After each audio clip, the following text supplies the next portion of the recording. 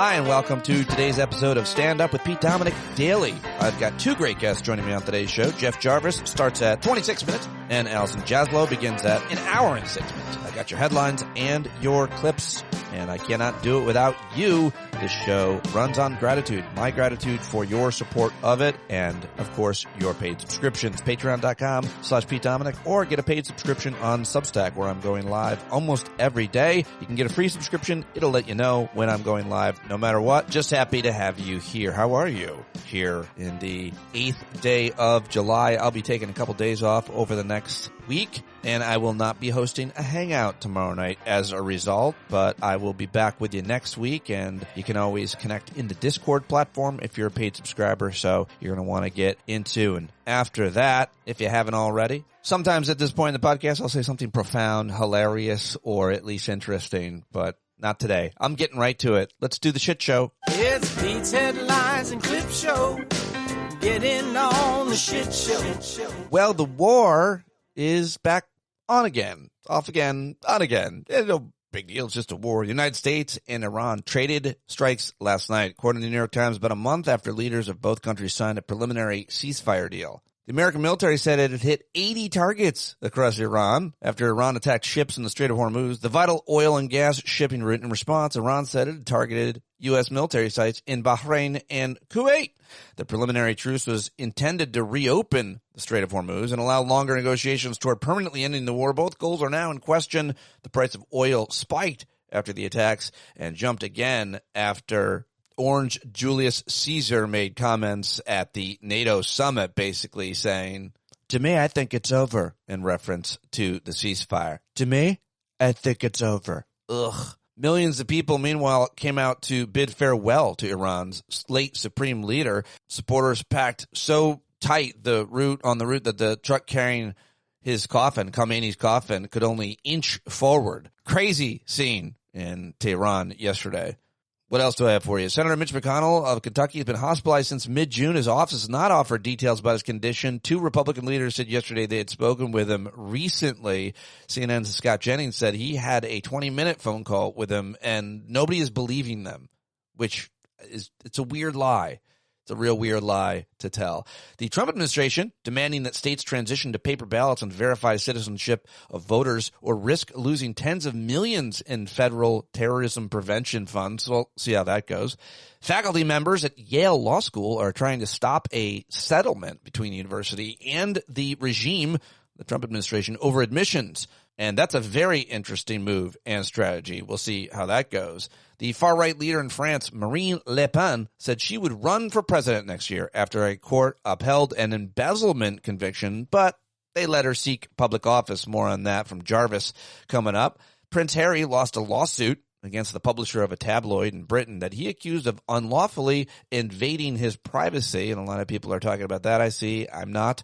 People in Venezuela risking imprisonment by expressing public rage over their government's response to the recent earthquakes. An ICE agent shot and killed a man from Mexico during a traffic stop in Houston, according to ICE's agency acting director. We'll see the details on that someday, or not at all. Last year, a mother in Idaho said she had found her twin toddlers dead in their bed and blamed vaccines. An anti-vaccine group co-founded by Robert F. Kennedy Jr. quickly embraced her. The prosecutors now tell a different, darker story, and the woman has been charged with murder. Terrible story out of Idaho. Really do want to read that one to you. And normally I don't talk about such horrible, grisly crimes, but as a result of her blaming it on vaccines, I decided to. Another defeat for Floridian MAGA and Ron DeSantis. Florida's anti-woke law restricting how lessons on race and gender can be taught in colleges and universities. Policies championed by Ron DeSantis. Guess what? It violates the free speech rights of professors, according to a panel of appeals court judges on Tuesday. The decision from a divided 2-1 panel of the U.S. Court of Appeals for the 11th Circuit is a devastating, possibly final blow to the so-called Stop Woke Act touted by the DeSantis administration. That is big news. I have to talk with our friend Andrew Spar and others in Florida about that. Would love to hear from you if that's a story that you're following. The International Olympic Committee announced yesterday that it's temporarily lifting a suspension on the Russian Olympic Committee. Wonder why. Somebody make some phone calls? It's removing restrictions on Russian nationals to compete in the 2028 games right here in the United States of America, specifically Los Angeles. I wonder how the Russians, wonder how that happened. A judge has rejected the Justice Department's attempt to get names of 2020 election workers in Fulton County, Atlanta. That's right. The U.S. Department of Justice cannot have the names and personal contact information for every person who worked during the 2020 election. And that's great because they wanted to get the names of the workers so that they could make up a smear about specific people and destroy their lives. And they can't, apparently. They won't know their names. They'll still try to do it. Well, those are the headlines that I gathered for you today. Let's get to the clip show, the clips that so many of you like to hear. I work hard on all of this, and I appreciate all of your help. So if you see headlines or clips that you think I should use, send me a link in an email. That's the easiest way for me to pull them, to get them. StandUpWithPete@gmail.com. I'm going to start with 3 reactions from 3 of the women who I respect the most in media and journalism when it comes to politics and the kind of moral clarity and moral compass. They are Emma Vigeland of The Majority Report and these 2 other creators, Amanda Nelson, who I play lately these days almost every day, who is on the show on Friday, and Brenna Perez. Both of them you can find on Instagram and everywhere else. Emma is on those social media platforms as well and part of The Majority Report. But I listen to these women amongst many others, obviously, lots of women of color. And that's where I generally develop my own opinions, my own moral compass. And so I thought it was interesting to hear Emma Vigeland basically apologize for her earlier support of Graham Plattner and question kind of her own judgment in this clip. I thought it was very interesting, and it only establishes, in my mind, more credibility for her as a commentator and political analyst. Here she is on yesterday's Majority Report, Sam Cedar, the co-host Emma Vigeland, who if you're not familiar with and not following, you ought be. Trigger warning, I'm about to say what the piece alleges. The woman accuses Plattner of entering her home without her consent in 2021. He was intoxicated, she says. The woman accuses Plattner of forcing himself on her when she told him to stop. She accuses him of ejaculating inside her even as she told him not to. Politico corroborated her account with notes to her therapist and messages with a man that she dated in 2022. There are lurid details in the piece that add to the credibility, in my humble opinion. She talks about remembering him knocking over an antique sewing kit, and that kind of sent a chill down my spine just because there's just details in that ring true, I guess, as a woman. You know, there's an immense amount of betrayal right now. Plattner insisted multiple times that nothing new was coming out. The fact that he knew that this particular woman was interviewed by the New York Times and still went on Chris Hayes and other platforms and insisted that nothing else was coming is unconscionable because he knew that she was one of the women that was identified. Plattner and perhaps the campaign itself has violated the trust of many supporters. I would include myself in that. However, obviously, I do feel a responsibility as a woman. I don't know. I'm still thinking about this, but I believe in redemption and restorative justice, and that is what had driven me to support Plattner despite some of his past. But when we're talking about forcible rape and sexual assault, obviously, there is no excuse. Immediately, once I read the story, I knew that he had to drop out of the race. And so I'm sorry if there are any women in the audience that feel that I failed them. I take that super seriously. Carry that with me. And I'm sorry. So I still maintain that what was said in the New York Times was not disqualifying, but what is alleged here just absolutely is. Not that it should matter given what the details were and what the corroboration is, but this individual, this woman who is accusing him, supports his politics, and that is why she was reticent to come forward in the first place. And I'm sorry if myself or anybody, I'm sorry if I contributed to that culture. And so I'm reflecting on that myself. There you go. I believe that brings her that much more credibility because she issues that kind of commentary and statement. Good stuff, Emma. Now let's go to Amanda Nelson, who went on Instagram yesterday to answer a question. One of her readers and followers said, "Why doesn't Plattner get to do what Trump did?" was the question. Amanda was a bit pissed, and we like pissed Amanda. It was. The voters of Maine did not vote for Donald Trump. They voted for Kamala Harris. If you're asking why Republicans don't find these accusations to be disqualifying, but Democrats do, you'd have to go ask a Republican. But the obvious answer is that Republicans don't care about women, what happens to them, or what men do to them. Ever. Republicans care about cultural dominance. Full stop. That's a whole other conversation, though. And the reason why it's not left versus right, it's up versus down, is never, ever, ever, ever going to be a winning argument in this country. Ever, not ever. I actually don't care about this, though. Why do Republicans get to do it, but we don't get to do it? Is that a thing you want to be doing? The thing I actually care about in this conversation is winning. He's not going to win. He's not going to win. There is no path for him forward.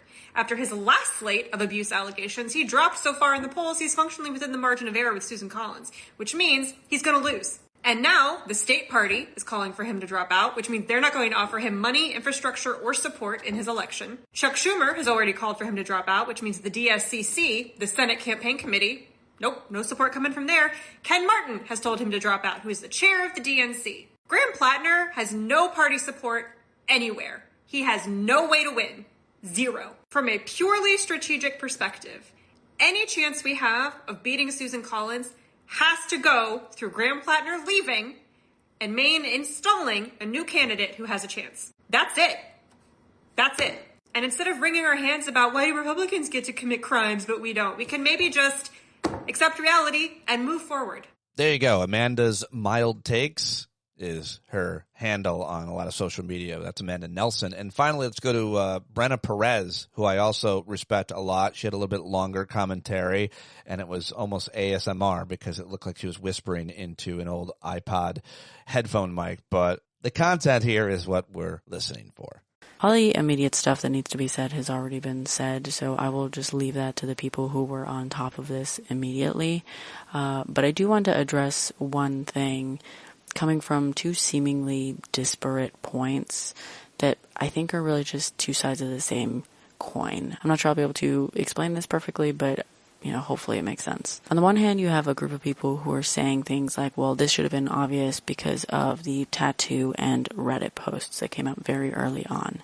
And then on the other hand, you have this very obvious question about why he wasn't vetted properly. In regards to the tattoo and Reddit posts, and no matter what you really feel about the story behind those and the intent and whether you believe that he changed or didn't, that he knew what the tattoo was or, not, I think that pointing to those things and saying that is how someone should have known about this is possibly the wrong conclusion to draw. And while, yes, we can talk about how the statistics show that it is more likely on one side than the other, I don't think we should be hiding behind this comfort that this is a right-wing male issue. And the reason I say that is because I think that is why we so often have these situations where men on the left are not being vetted properly. There is a certain degree of assumption of safety to these men that they should not be afforded.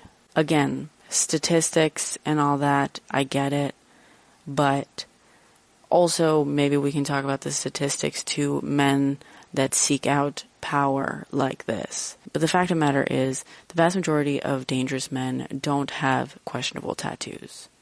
The vast majority of dangerous men don't have inconvenient or concerning Reddit posts from years ago that may or may not surface.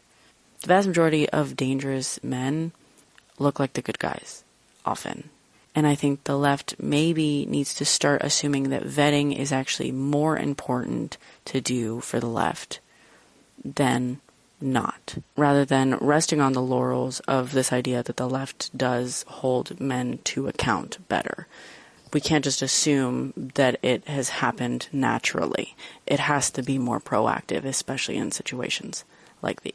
There you go. Brenna Perez with great commentary and questions and advice there. And now, finally, let's check in with a man. It's Mayor Mamdani, and he is the de facto leader of the DSA movement. A reporter asked him a question at a press conference yesterday about Plattner, and he was there to talk about a building that looks like it might collapse. Seems like they're handling that really scary situation well, but here is his answer to that question. Given that you have a sort of ascendant role in the Democratic Party, could you talk about the Maine Senate race? Do you think that Graham Plattner should drop out of the race? And do you have any intention of endorsing any candidates in competitive races outside of New York, El Said, or anyone else? No, I believe that it's time for him to drop out of the race. And when it comes to my own endorsements, I've made 8 endorsements at the state and federal level. They've all been right here in New York City. I'm incredibly excited at the fact that they won their races, and that's where my focus is for now. The reporter then asked a follow-up, but it was off mic and we can't hear it. I think the focus of today should be to respond to the gravity of what so many of us have read, and I think that the only appropriate response is for the campaign to come to an end. No, Mamdani slamming the door on the old Graham Plattner along with everybody else. I haven't seen anyone still standing up for defending Graham Plattner or anyone public, influential, prominent, verified. I don't know. It's mostly just trolls, it would seem. Well, there you go. Well, also, Mayor Mamdani was talking about this building yesterday that's under construction, and I don't know if this is boring. I thought it was interesting. I'm going to play the full, almost 2.5 minutes or something of Mamdani talking about this just because of the way he communicates in this case about a potential very dangerous situation for New Yorkers several blocks around. This is what he sounds like when he's being very serious about a very serious issue surrounded by first responders, firefighters, and more. Around 8 a.m. this morning, FDNY received reports of a structural issue at an active construction site on East 42nd Street between 2nd and 3rd Avenues. This is an existing 37-story building with active permits to convert it from a commercial office building to a residential building. First responders from FDNY, NYSEM, and the Department of Buildings responded to the call immediately and found structural issues on the 21st floor. 2 structural columns have buckled, in addition to multiple cracks and sagging floors. The building remains unstable. Since arriving on scene, we have witnessed additional movement in one of the compromised columns. First responders and structural engineers are working closely with the project engineer to develop plans to shore up the impacted floor. If the floor is deemed to be secure, engineers will enter and begin shoring up the building. As we await the arrivals of materials that will stabilize the building, DOB engineers have been investigating with FDNY drones. This is an extremely serious situation, and I am thankful to our first responders for quickly arriving at the site and to New Yorkers for reacting calmly and with urgency. I am grateful to report that there have been no injuries at this time and that every worker has been accounted for. The NYPD has instituted a frozen zone from 40th to 45th Streets between 1st and 3rd Avenues. These streets have been temporarily closed off to both pedestrian and vehicular traffic. The NYPD is also deploying additional officers to ensure that the area remains secure. I want to encourage New Yorkers to avoid the area until it has been deemed safe to re-enter. As we work to secure this building and ensure that New Yorkers are safe, I want to encourage New Yorkers to also continue to follow the instructions of those who are on the ground. Now I want to thank the many government agencies who have worked closely with one another this morning to protect the people of the city. FDNY coordinated with NYSEM. NYPD officers are keeping traffic moving and helping to keep New Yorkers out of the frozen zones. DOB inspectors and engineers are managing an incredibly complex situation. On behalf of New York City, thank you. I thought a lot about that situation yesterday. What a nightmare. What kind of an engineer do you have to be to fix that? Who's going to fix that? Yeah, I'll go in and I'll get it. The building's sagging, boss. Send in Mike. He's really good at that stuff. What? Who the hell's going in that building? They're using drones? Oh, it's crazy. Scary. Stay away from that area if you're planning on visiting or you live in New York. But I just thought it was interesting to hear Mamdani communicating that way. All right, now I want to go to Congressman Jared Huffman. I think he's of Nevada. He is talking about the End Corruption Caucus that Democrats have formed. I'm sure Republicans are welcome, but I think this is going to be a very important group of congressmen in next year's Congress and the next Congress after the midterm elections, because they're going to be the ones investigating and holding account all of the corruption, or as much as they can cover and investigate, of this regime. Here he is, Congressman Jared Huffman, talking about the necessity of this corruption caucus. Corrupt president, the most corrupt in American history, and that's why We have a corrupt president, the most corrupt in American history, and that's why I am proud to be joining with some of my colleagues in a new caucus. It is the End Corruption Caucus led by Mike Levin and AOC and Jason Crow. And we need something like this because as the ranking member of the House Natural Resources Committee, I spend a huge amount of my time tackling all of the corruption in these vanity projects that Trump is trying to do all over the U.S. Capitol, tackling the scam of these fake settlements with the Department of Interior, trying to buy out offshore wind leases, trying to lavish favors on the fossil fuel industry. There's no end to the corruption of this administration. So I think as we think about stepping up to confront it, and as I think about the possibility of a Democratic Congress a few months from now, really stepping in with the gavels and undertaking investigations and oversight in a serious way, an Ending Corruption Caucus is exactly what we need to focus our work. It'll cover lots of different committees, and so all of us need to be working together toward that end. There you go, Congressman Jared Huffman and the Corruption Caucus. Now, I'm old enough to remember when Michael Steele was the head of the Republican Party attacking the first black president ever. And I interviewed him several times back in the SiriusXM days, and then he came to work for SiriusXM, and I like Michael. But I really like this version of him on MS Now, talking about American pride, the 4th of July weekend, and how we should think about it. A little history lesson from the former head of the RNC. We are Americans. We, after suffering from 1619 to the crap we just saw this weekend, have still believed in a country that has yet to not only believe in us, but show us any kind of real love. So every day, we, generation after generation, have to prove that we are worthy to be on a soil, in a community, in a country that we built, Racism is reactionary. And it reminds, with that photo, and if we could put it up again, reminds me of my mother's experience moving to Washington, newly married, moving into a neighborhood in Washington, D.C., and having white folks, because they were afraid of her and hated her at the same time. And the one or two other black families that moved in around that time, they fled like hell. They got out. They got away. I remember the 1960s growing up in this city, and my mama couldn't take me to certain businesses, certain parks, certain communities because we were black.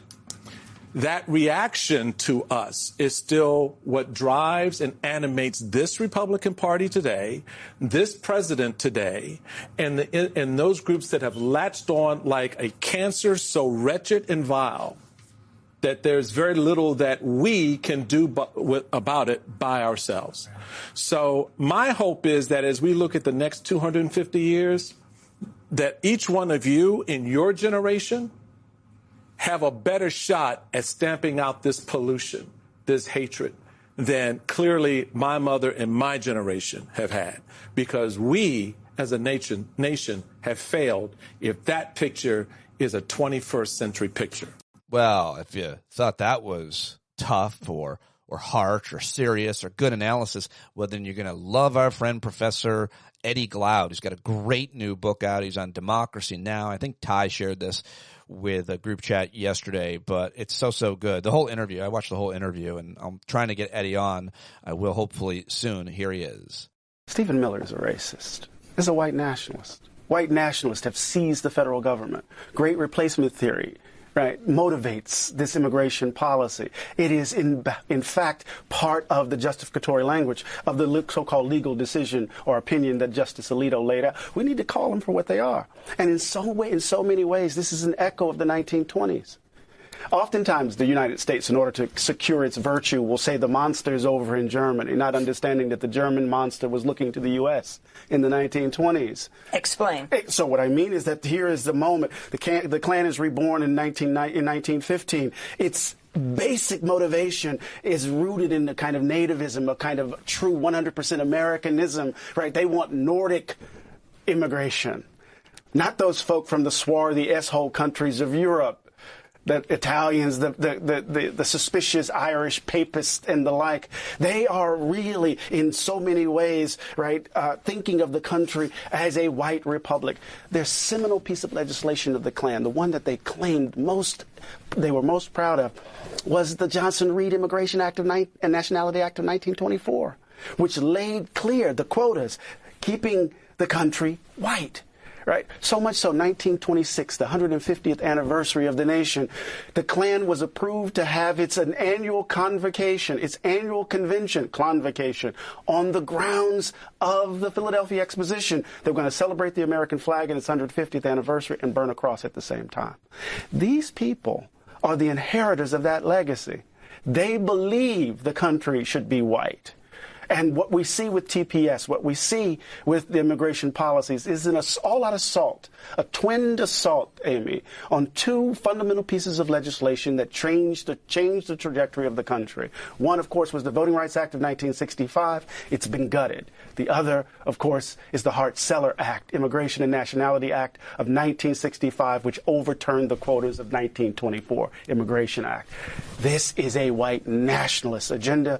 And Stephen Miller and all of these folk are just simply rabid racist, and we need to call them for who they are.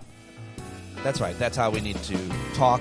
That's what the language we need to use. I greatly appreciate that man and his contributions to the conversation in the country. Eddie Glaude, everybody. Okay. Well, that's all I've got for you on today's clip show and headlines. Let's jump to my interviews with Allison Jaslow coming up. But first, I sat down with Jeff Jarvis yesterday, and he was in a new space. His microphone is not great, but not bad. It's Jarvis, so you don't care. You'll take it. He's good. He was re-recording some of his audio book where there were some mistakes, apparently. I always love talking with anything with Jeff Jarvis. You should follow him, support him, get his books. He's a huge supporter of mine, even a paid subscriber here on Stand Up. We love talking to Jeff Jarvis whenever we can. Yesterday was no exception. Great chat. Here we go. Oh, there he is. Mom's favorite. She loves David Rothkopf, but she always says Jeff Jarvis first. And I would tell that right to David Rothkopf's old stupid face. Hello, sir. Thank you, Mom. Thanks, Mom. She's a big fan. So good to see you. Very happy that you were able to join me today from the studio where you're recording. John Marshall Media in Manhattan, where I'm recording my boo-boos from my audiobook again. Your audiobook is being recorded, or you're re-recording the boo-boos? Re-recording my screw-ups, yes, which is very humiliating, humbling. I'm an idiot. Oh, I think it's more than fine. I edit things every day in my news segment. No longer being live, I get rid of almost every misspeaking that I do, although I miss a lot. Listeners will probably nail me now for saying it. Anyway, I'm happy you're available. I'm happy to talk to you. There's a lot of things I wanted to ask you about. I know you're outraged about this Graham Plattner case. I don't know if you are. I don't know what your feelings are, but you're the first person I've talked to since this news broke yesterday. Did you hear what you think too? Yes. Because last time we both admitted that we would unhappily vote for him if we were in. So I think we have to start with that confession. Where are you now? If we were in Maine, you said you cut out for 1 second. Yeah, no, I mean, this allegation sounds horrific. I feel terrible for this woman. Yep. I applaud her courage in coming forward. She knows how consequential it's going to be. I don't believe any of the conspiracies that she's being paid or any of that. Rarely do I believe those things. And obviously, Graham Plattner, not only should he step down, he has to. He has to for all kinds of reasons, but he can't win. And I'm just curious to see who they'll put in there, and if that person has a chance. I'm trying to read the rules, and it just feels sad that we've been somewhat similarly here before, because Joe Biden stepped down and Kamala didn't have much time to run. Obviously, completely different circumstances. But like, if you're a Democrat, you've been in this kind of similar lurch, and we really need that Senate seat. What are your thoughts? I agree. I think there were conspiracy theories before. The prior accuser was a different accusation and was a Republican activist. This person is a Democrat. I'm not sure why she waited if she was going to talk, but one theory is the Republicans were going to wait until he was solidified on the ballot, and then they were going to come out with all this anyway, so that it was a way to jumpstart that. I think that he has to leave absolutely now at this point. He's lost all the support. The Democratic Party in Maine has pulled, his main backers have pulled. The question is, what do they do now? And are there any lessons to learn from the Biden-Harris situation? John Heilemann this morning on Morning Joe, the truncated Morning Joe, the new paperback edition of Morning Joe, missing an hour, said that the choice seems to be between doing some kind of caucuses or some kind of immediate convention. They'll have 2 weeks. Who gets to run for the nomination? This all presumes that he does drop out. I mean, who knows? He's got. I can't imagine. Yeah, he has to. Yeah, he has to. I think the question is, do they find someone who appeals to somewhat similar perspectives from Plattner, and not go with a establishment person? In Michigan, I was disappointed to see Mallory McMorrow drop out, but now you have a choice there between the establishment candidate and the Democratic Socialist candidate. In Maine, the Democrats clearly chose the Democratic Socialist, and so who stands as the understudy ready to come in, and how the hell are they going to manage this process? Well, do you not like Abdul al-Sayed? I find that guy very charismatic and likable. Oh yeah, I'm not criticizing. I'm just saying there's a choice there. I like Mallory McMorrow too. I think she should have gone for a House seat. I think she's a real political talent, and I'd like to see her advance. But the choice now in Michigan is clear, and we'll see what happens there. I haven't seen polling since that day, so we'll see.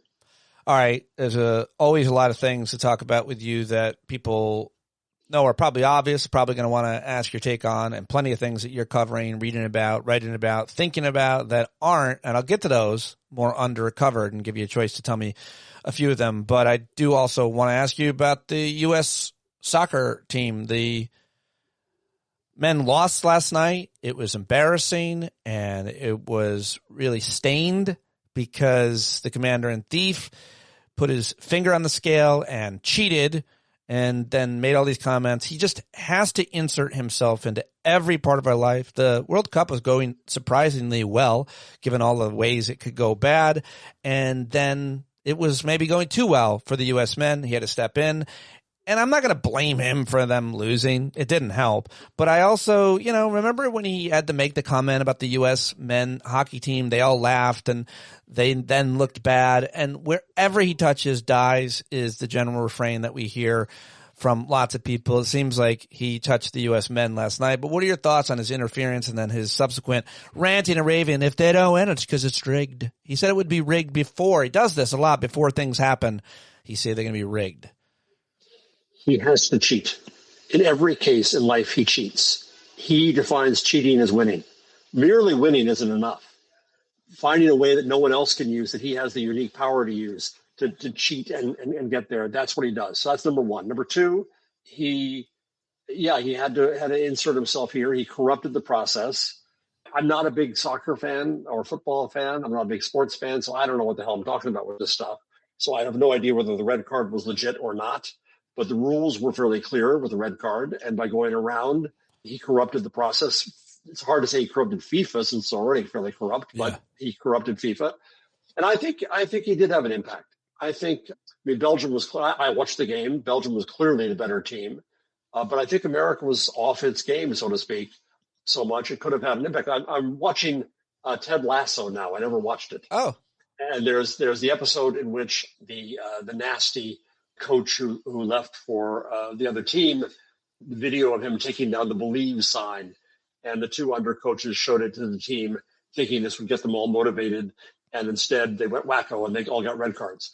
So the opposite happened here. I think that also what Trump did is he took the American team off their game, but he also gave the Belgian team tremendous motivation to say F you. And they did. They did the Trump dance at the end, and they enjoyed it. I think they gave him what he did. So I thought, I don't know, this may be heresy, this may be awful of me, but I got to say, and it's no fault of the team whatsoever, but last night I was rooting for Belgium. Rooting for Belgium because Trump stained it? Give it to Trump. Yeah, give it to Trump. Screw it, man. You can't cheat in everything. You can't win everything doing what you do. And I'm probably going to get hate mail for that. But at some point, I just thought, they were the better team. They were doing a better job. And Trump has to learn. Well, he'll never learn. Trump has to be told as often as possible, you can't cheat your way to winning. Is it true that while you were rooting against the U.S., you ate a meal over a American flag placemat stained with gravy, and then you burnt another American flag to stay warm? And I was reading Das Kapital by Karl Marx.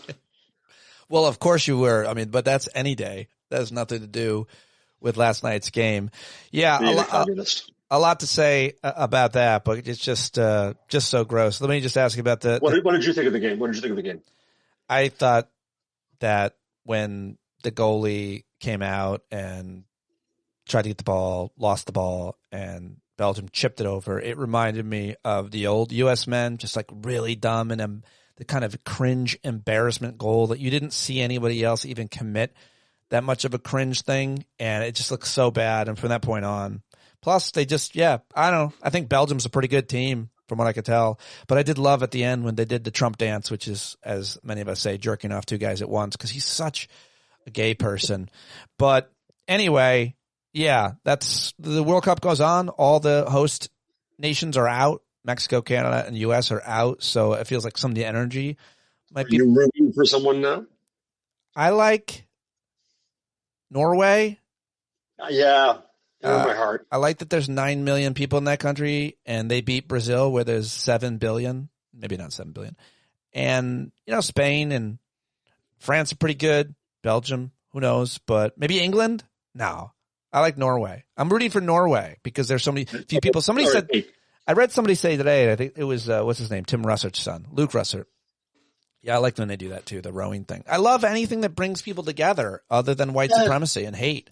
I like when, so Luke Russert said that one of the criticisms of men's soccer is that all the best athletes play other sports.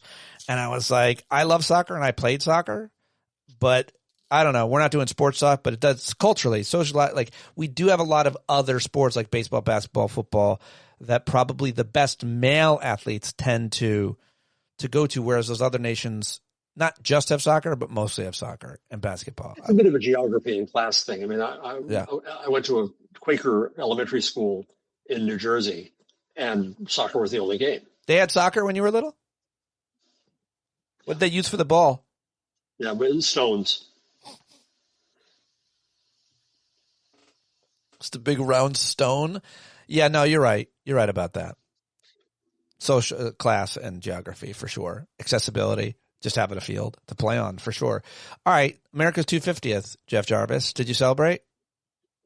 Being the communist traitor that I am, no. No, I think it's too sad a moment for the country. I think we're barely staying alive, waiting to see whether we can endure this crisis and get to the other side if there is another side. No, there's nothing to celebrate, which is too bad. But, and the papers are all saying, oh, I see a patriotic spirit out there. Well, of course, I live in the godless Northeast in New Jersey and New York, and I didn't sense that. Did you go out barbecuing hot dogs and waving flags? No. I hate the 4th of July because I hate fireworks. And I got to say, I hate people who have them and set them off. My dad did that to me. When I was young, he made an indelible point to us about fireworks. They were very dangerous. He would flip out if we got anywhere near them. He hates it. And so he handed that down to me. But as I've gotten older, I've also just like what they do to dogs and veterans and even like every other living thing, like bees get disoriented. And then all the pollution, of course. And also who has that money? Who's got like a $3,000 budget for fireworks? Like, what are you not doing with that $3,000? What you could do with peaceable, reusable drones now. Yeah. Even more amazing.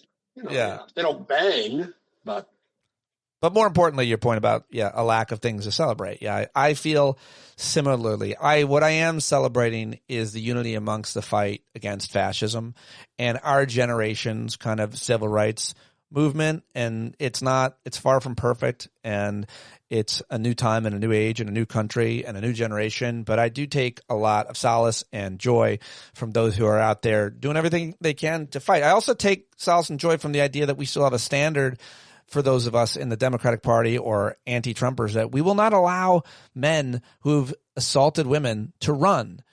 Kevin McCarthy said yesterday, we would, if a Republican, we'd kick those people out, first sign of trouble, which is obviously not the truth. They promote them and they get nominated and they become president twice. So I take joy in that there is a lot of decent people who are fighting, and in my kind of local community and the stand up with Pete Dominic community, like I take a lot of joy in community in general.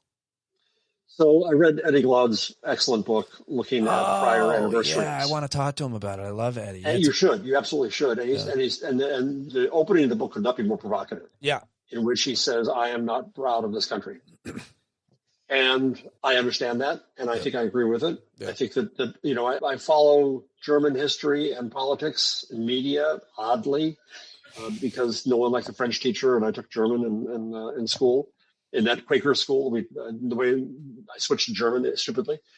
And so patriotism is seen less so today, but often seen as a dangerous thing, as a worrisome trait. Yeah. One enters with caution. And I think that we have to learn that lesson. The whole MAGA bullshit comes from a corruption of the idea of patriotism. And I think we've got to get away from that. A guy named Andrew Basovich made a big impression on me for years. I used to talk to him all the time. He's a Vietnam combat vet, and he is a Gold Star dad. He lost his own son. I forget his son's first name. It might be Andy as well, in Iraq. And Andrew, I think he's now at the Quincy Institute. He's written several books, but in one of the books or articles he wrote, he just was critical of all the jingoism, the patriotic porn, the flyovers, and all the military stuff. Like, I hate that shit. That kind of rah, look at our fighting machines. I'm impressed as anybody by an aircraft carrier and the fact that you can land a fighter jet. And I watch all those movies and so on. I'm all Top Gun, but at the same time, I don't want to see fighter jets fly over before the game, because those are the same, not maybe the same fighter jets, but the same jets that are bombing country after country in my lifetime. And for what? And so I don't like that shit. I don't like it at all. And I think I'm just trying to illustrate your point about how dangerous it can be, that kind of. Yeah. As I was walking here to the studio, I saw 3 sailors in whites, because we have all the ships in the harbor for the 250th walking on the street. And I was thinking about back in my time in the Vietnam era, we're still paying penalties we did to veterans when they returned from the war. Yeah. We blamed the veterans for what happened rather than the leaders. Well, we also blamed the leaders, but we blamed the veterans. And I think the difference now is that soldiers and veterans are sent on bad missions, and we realize that we should give them sympathy for what's being done with them, how they're treated as pawns. Yes. In Donald Trump's wars and the Bush's wars. And I think that's a big difference, where we can have pride and sympathy with the people who serve this country and gratitude for that, at the same time that we worry about how they're being used. Yes. Well said. That's always how I felt, which is why I've gotten involved with veterans organizations. Also because only 1%, we have no national service or draft, so only 1% of Americans, families, even have a connection to an active duty military person. And so I made an effort to reach out and used to do a segment with veterans for just all the reasons that you just said about I was very anti-war, but not against those people getting the health care and everything that they signed up to get, by the way. Okay, so got to ask you a bunch of other things. Always great when Jarvis stops by, because you can talk about anything. Just anything. And I'll blather about it. It doesn't matter whether I know a damn thing. I'll talk. Somebody in the chat says, at a Quaker school, did you eat Quaker oats 3 times a day? No, but we all dressed in black. That's why I dress in black. Oh, is that right? I didn't realize that. Oh, all right. So I got to ask you about the Supreme Court. We just finished another disastrous term. It looks like some terribly consequential decisions have been made. I wonder what, if any, you're paying attention to or wanted to react to, and how bad of or how much of an issue will this become in the presidential campaign for 2028, that whoever gets elected is going to do some kind of major Supreme Court reform, the kind that have been prescribed by scholars like Elie Mystal, Eric Siegel, and others for years. Well, we hope, we pray. I think that's the best thing that's going on with the DSA coming, is that it pushes a radicalism of thought and policy. We've got to be in a position where we remake the Supreme Court. We have to. Nothing less than that. And the judiciary with it. I think what's hidden behind is all of the judges at all levels who've been appointed for lifetime. You know, Emile Beauvais, whatever, for example, is sitting there in his ugly glory for life. And what do we do about that? So I think that the hope is that the Schumer worldview of go along, get along gets completely replaced and eradicated by fear of tapioca politics. I think that the media narrative, especially obviously in the Wall Street Journal, is trying to go in full Red Scare now and commies and all that. Yeah, but across the rest, New York Times, Washington Post, and so on, I think there's this effort to say, oh, the moderate Democrats are scared. That's one framework. The absolute other framework is the Democrats have the bigger tent. The Democrats allow different views in, and we can deal with that. And no, the Mondamites are not our Tea Party. Tea Party were assholes. I think that we can find ourselves in a position where we have a gradient of views and we negotiate those views. And the pressure of the farther left is good because it forces, for example, more courage to take on issues like the Supreme Court, to take on investigating the crimes that have occurred, to take on erasing the damage that has been done. We're going to have young people and the farther left demanding that kind of action and forcing the so-called moderates into doing what they should do. So my hope is the Supreme Court is a complete disaster. I just saw that France's Supreme Court is allowing Le Pen, even though she's convicted of a felony of embezzlement, to run for president. And my line was, is our Supreme Court moonlighting over in France? Is Alito there on vacation? We depend upon the judiciary, and they are completely undependable, and these decisions are terrible. And I take no comfort in the fact that birthright citizenship won for now, because it should have been unanimous. It's in the Constitution. All this crap about being originalists and ignoring the wording when they don't like it, they're hypocrites. They're idiots. They're fascists. They're awful. I love all of that. I agree with all of it. I think you're dead on. You mentioned the comparison between what we're seeing right now with the rise of DSA in the Democratic movement and the Tea Party of 2010, which I covered for CNN and SiriusXM every day. I went to those Tea Parties. And I think the main point to discern the difference is the Tea Party was very astroturfed. It was very much from billionaires hosting events, wealthy super PACs hosting events, calling them Tea Parties, and then people would just show up at these, and I would go and I would cover them, and they were well produced and so on. That was not the interests of the people. That was the interests of wealthy industries and individuals more than anything else, privatizing government. They also, capitalize on that strain of hatred for government. The rest of us, whether you like government or not, we all have its criticisms, believe there's an important role for it to play. That's who the rest of us are. And we're demanding this weird idea of affordability. And we are demanding what we've seen in Canada and Europe and other places because we've fucking been there and know people there. And they listen to my old SiriusXM show and they would call in, the Canadians especially during the healthcare fight, and be like, what is wrong with you people? So when people talk about these ideas being radical, and now increasingly they're using the word communist because most of the focus group that thinking it was going to work, it won't, in my opinion. They don't realize it's not radical at all to the rest of the world. No, and the rest of the country. We've got to get through the midterms, and then we've got to hear leaders with clear vision for both repair and progress.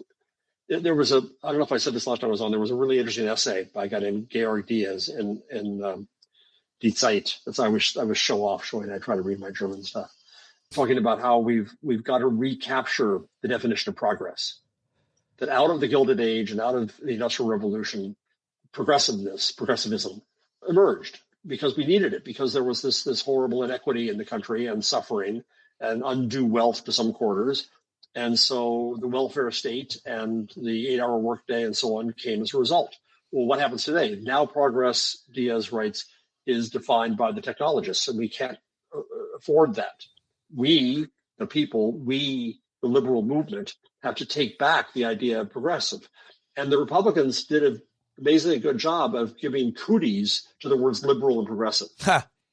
Screw them. We've got to take those on with pride and redefine what we mean by progress. And progress is at first getting rid of the damage that's been done, but then having a vision past that. Universal health care, a reform of the courts, and so on. When you look at the criticisms coming right now from, let's forget about the right, who are just using the word communist over and over. Trump used it in his dumb 4th of July speech, which is horrible.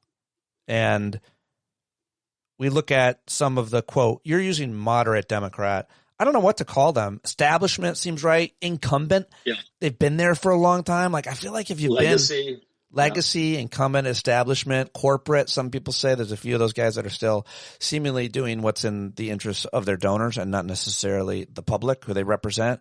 So I'm not sure what language or framing to use, but I do like the rise of young people, people of color, women. And it doesn't hurt that some of these, I'm just going to say it, like that woman, Malak Quiros, one in Colorado, is stunning. AOC, beautiful.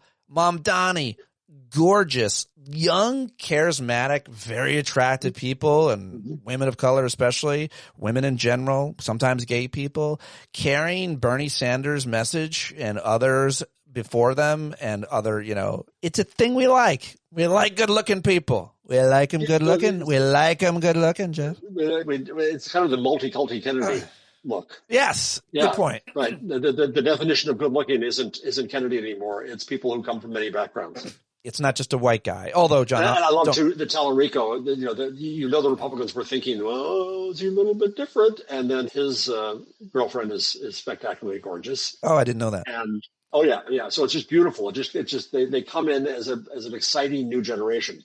I thought he was low T. I thought he was low T to have a girlfriend. Too low T to have a girlfriend. I see. That's what you got to. Yeah, Abdul Saeed is the propaganda on the chat. Honey Badger, I think, watching on Substack says Abdul is extremely attractive too. That guy in Michigan, he wears T-shirts on purpose. His upper torso is fucking amazing. He's great looking. I wouldn't do that. Charismatic. Jeff dresses as a scarecrow. But you know what I just did? Now I'm officially old. I'm old, but I'm officially old. I just joined the Silver Sneakers. You told us that.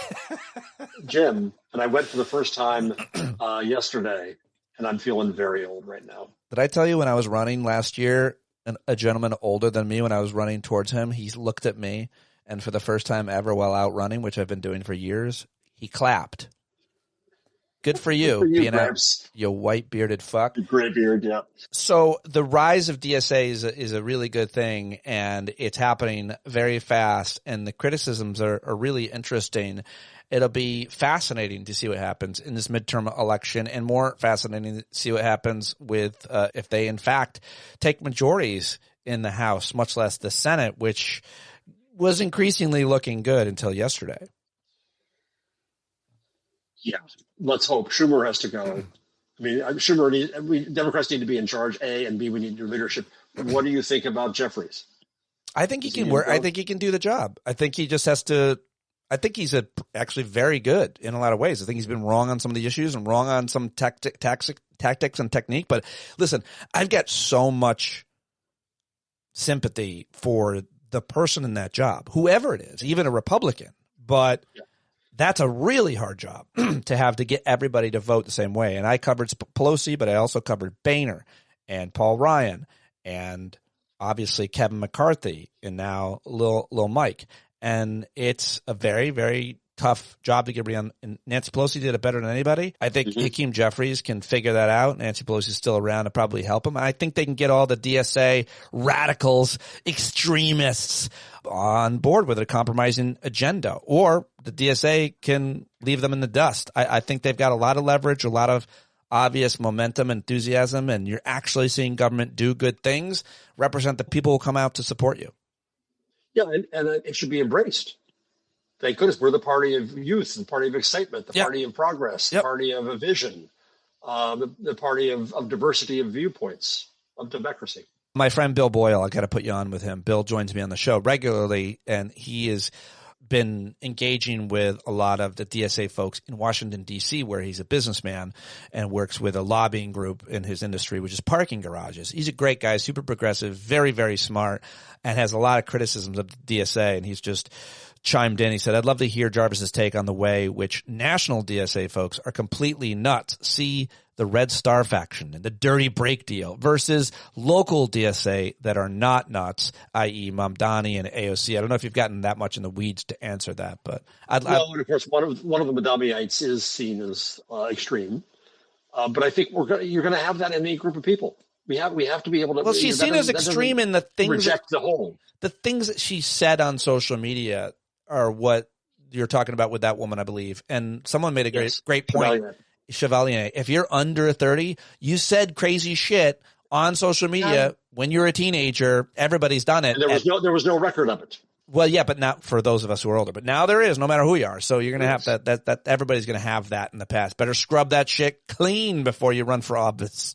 Real clean. I can't run for office, that's for sure. Oh, because of something. Even in my elderly days. Because of something you figure that I've been saying crap on blogs since 2001. Well, you wrote with a feather and a quill on this scroll as a young man. I was a modern man. I used a steel nib pen. I forgot who I was talking to. Let's get to some of your. Oh, did you answer? I'm sorry. Did you? I don't think you answered that question about Boyle or whatever we were going to say. We got sidetracked about Yeah, I haven't followed it enough. I just think that we have. I guess I assume that they all fly under the same flag. They're all Bernieites. They're all DSA. I think we have to look more broadly at young, farther left, new leaders, and accept the variety among them, and not say that if there's one who's seen as extreme, that speaks for all of them. That's ridiculous. Because if you're the Tea Party, yes, that was true. You all had to march to the same beat. That's not the case with the left. I don't like the phrase the left or the far left or any.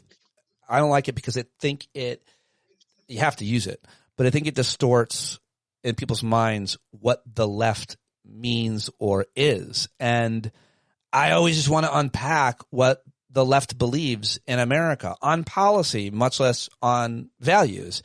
And it doesn't mean the same thing for everybody. And how's progressive? How do you like progressive? I like progressive too. I don't like any of these labels. You know, I want to have the conversation about the policies that we're talking about with people, but you have to use the labels, and people are going to continue to try to put us all in different boxes, whether it's your uncle at a 4th of July barbecue, watch out, he's a leftist, or someone that you're potentially voting for or not, or their opponent running against them. You have to use them, but like the leftists can be scary to people. And I'm like, what are you scared of? What is the policy or idea that you're most scared of? They're going to let the transgenders play in sport. All right, well, let's put that one aside for a second. So those 5 people that now the Supreme Court said can't play in sports. What else are you afraid of? What are you worried about? And I'm interested in hearing people's honest take on it. But the other way to have that conversation is not about worry and fear. The other way to have that conversation is, what are your hopes? If you're supposedly the patriot, if you want a better America, what does that entail? And the challenge is, it's not getting rid of somebody. It's not getting rid of immigrants, getting rid of transgender kids. It's not getting rid of. We gotta cut them out like a cancer. Right? What's the hope? The problem is, I think we're going to hear things like bringing God back and that kind of stuff. Yes, we just need more God back, and that'll be better. If God hadn't left. The way they use God. Who can blame her? I just imagine God looking back at us, just walking away, just tisking us. Let's do some media criticism. You've been particularly going after the broken New York Times, as you call them. Obviously, the Washington Post, as always. Some ways they're framing things. There's a real lack of a double standard or a double standard. What do you got for us? I don't have my catalog of broken times handy right now. I think I'm frustrated, Pete, in trying to figure out how to express this, because I've been railing against them for some time now. And we're in this time of extremes, and they don't express it that way. And there's no shock. And so if we're not shocked as a nation, how can we fix the nation? And so how do we express that? How do we say that things are nutty? The problem is, it's easy to then sound like a conspiracy theorist, but right wing, the oligarchs have taken over the country. The religious extremists, with air quotes, extremists have taken over the country. Fascism is in charge. Media don't say that. And I don't know how. I'm running out of ways to figure out how to excoriate them for that and see what the alternative is. My basic view is, and you know this, I've said it a million times on the show, mass media are dead. It's over. It's gone. What do we replace them with? And similarly in politics, we need this young generation of people. And we see it in places. We see it in the podcasting world. We see it in some Substacks. We see it around. That needs to become our new sense of media in the country. And it is becoming that. Let me ask you, like, who do you like and what are you seeing? I mean, there's so many independent creators who have broken news, who have been influential in the news. Go from Judd Legum at Popular Info to what Katie Fang is doing. Obviously, the obvious ones, Jim Acosta, the Midas Touch, this kid Hassan Piker. There are so many individuals who are almost, you could argue, kingmakers, but if not, something less than. Certainly they're influential in many ways. My friend Amanda Nelson has launched this great campaign for progressives down south called Y'all Vote. People are focusing, these content creators, influencers, journalists, is what I call a lot of them, are influencing all kinds of different local campaigns and making impacts. I love to see it. What are you seeing specifically that you like? And what form, whether it's people or platforms, I guess. I like what's happening locally, too. El Timpano in Oakland serves the community there in their languages. Connect to Arizona is great, brilliant. Both of them are run by former students of mine.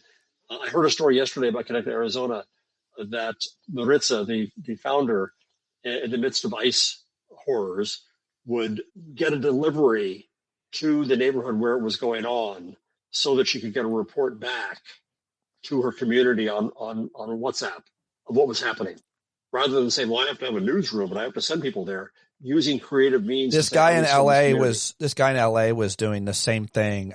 I want to say his name is Taco is in his brand, but he was doing amazing journalism. A lot of my SoCal friends have made me aware of him. Shout out to Ronnie Gonzalez, but he's done just what you described. Yes, they have. Yep. So I think that's where it happens. So I had a conversation yesterday with some folks.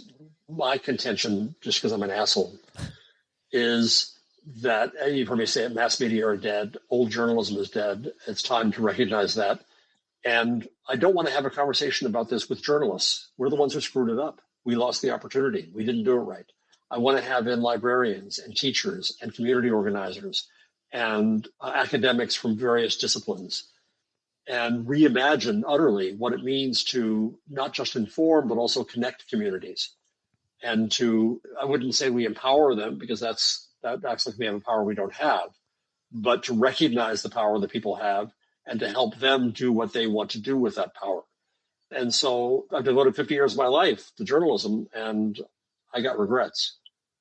You've shared all those regrets. You've been very transparent about it, and you've constantly tried to make things better. And you always make this show and this conversation better. Do you like when people force a segue in, like I just did?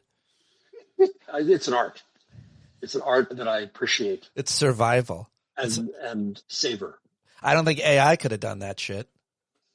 You know what else is great?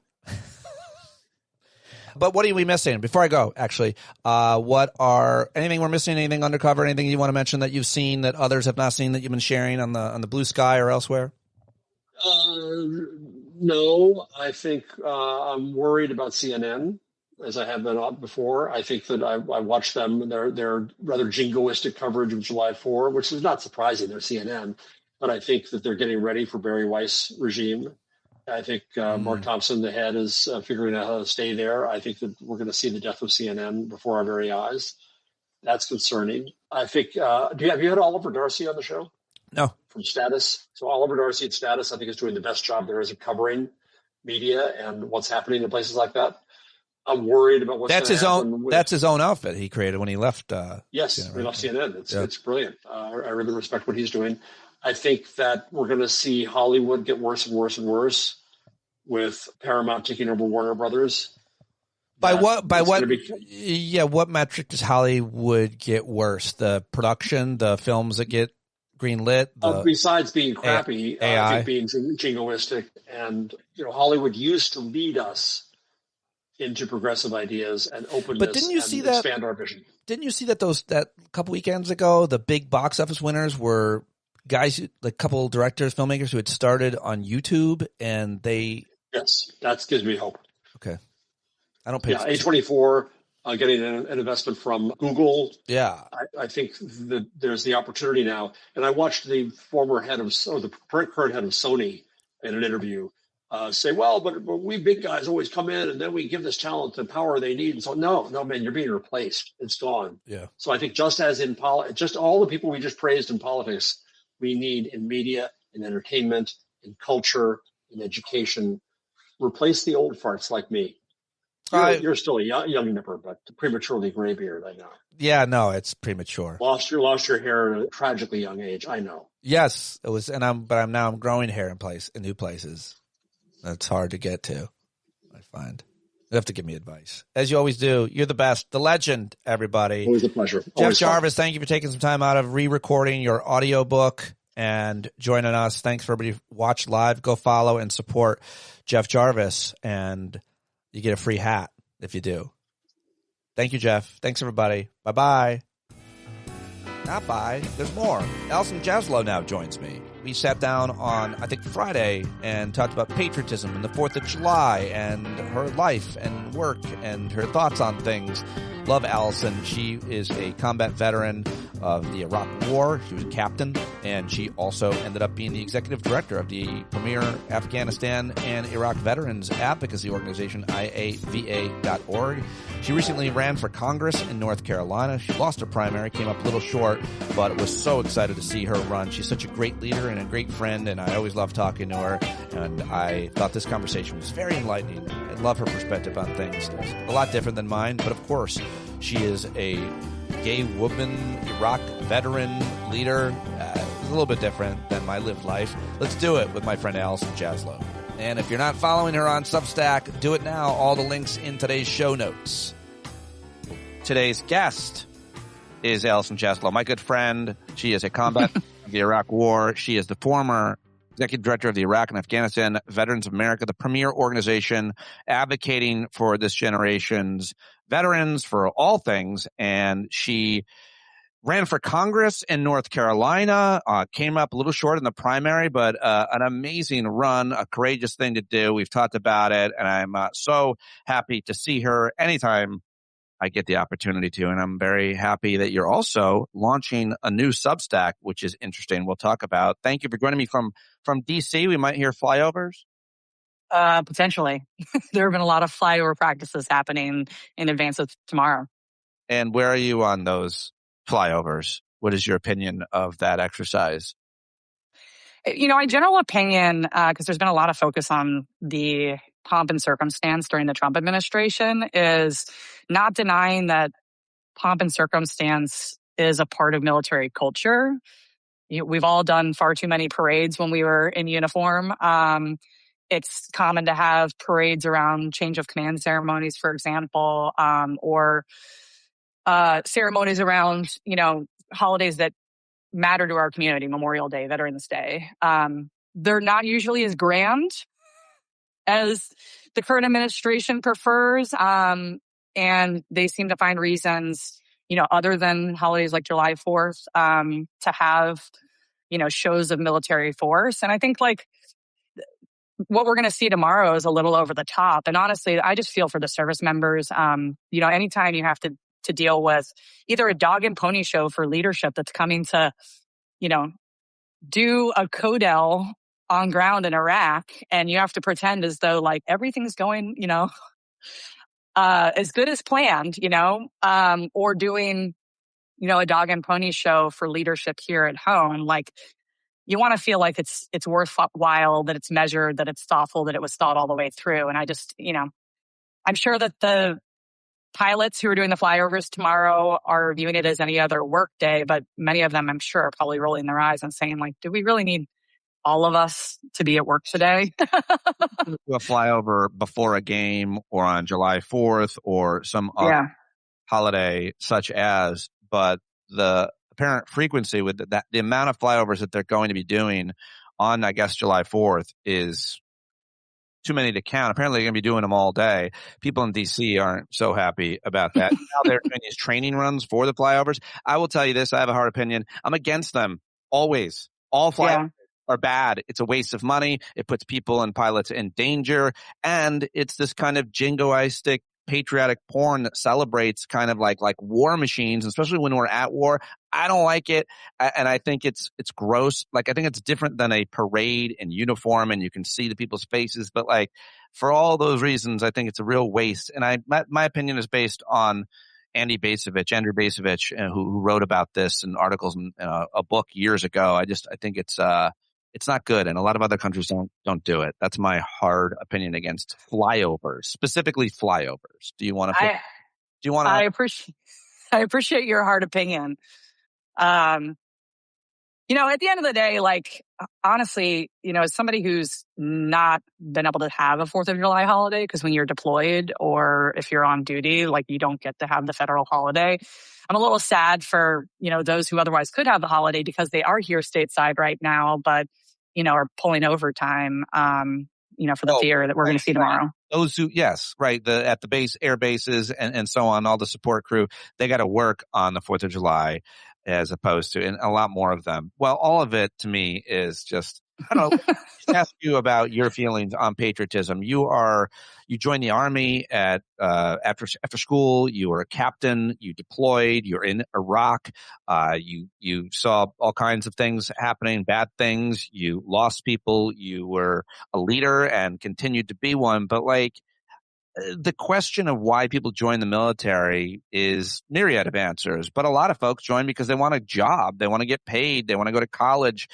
They want the skill set or the training and yes, some people join exclusively because they want to serve and they are patriotic. But I am trying to unpack what that word means, patriotism. And as a 50-year-old man, I look at the country that I grew up in and see a lack of accountability for terrible things that we've done, a lack of making up for the injustices of the past, and more recently rolling back the past. And I just don't see a lot to be proud of this generation, of my generation. Certainly there has been no shared sacrifice. We couldn't even wear a mask for our neighbor or some other sacrifice during COVID. So, and I was in New York on 9/11. We didn't sacrifice as New Yorkers then. It was fucking horrible, but it's not like we all came together to rebuild the way that people want a fairy tale about. I mean, so that's my view before I get your, I'm sure, nuanced but thoughtful view on patriotism as an American around the same age. Well, you mentioned my Substack earlier. I've yet to post a piece, but the piece that I will post tomorrow touches on just what you said right there. I genuinely believe that 9/11 was our country's sliding door moment, and we had an opportunity to come together, not just, in a moment of solidarity, but to commit to all doing our part after being attacked by an adversary here at home. We actually lost more people on 9/11 than we did at Pearl Harbor. But the way that President Bush at the time, asked of our citizenry was very different than the way that FDR did. Go shopping. Yeah. Go live your life. Don't worry about it. We got this. There's no sacrifice you need to make. There's not going to be any cost to your family because only 1% of Americans serve. There's no draft, and you won't see any higher taxes as a result of the debt we'll create. We'll just put it on the credit card. Yeah. And you've probably heard me say before, I don't know that if everybody was asked to do their part, if I would even be an Iraq war veteran, or whether the rest of America who was sacrificing in some way, whether it was making room in their factory to help support, weapons for the war fighters or paying a war bond, as to whether, folks would have asked to pump the brakes a little bit before we got ourselves into another war. And I essentially, I think that also in those moments, that's where, the greatest generation was fostered. It wasn't just, the many men and women who actually went to war. It was how it was an entire nation that went to war and how that built the fabric of our society in a way that we all still, I think, revere. And we had a real opportunity to do that post 9/11. And I think, we failed to meet the moment. Our leaders failed to meet the moment. And I feel like we're paying the price for that today. Yeah. It's a really good point and way to plug the new Substack, which you're going to launch tomorrow. And where should people watching on Substack right now and people listening on the podcast and anywhere else, where should they go and follow Allison Jaslow? It's just Allison Jaslow. Luckily, I have a very unique name, so it wasn't taken. It's not unique. I mean, Allison isn't, but Jaslow is. How many Allison Jaslows are there? Do you know? Have you Googled?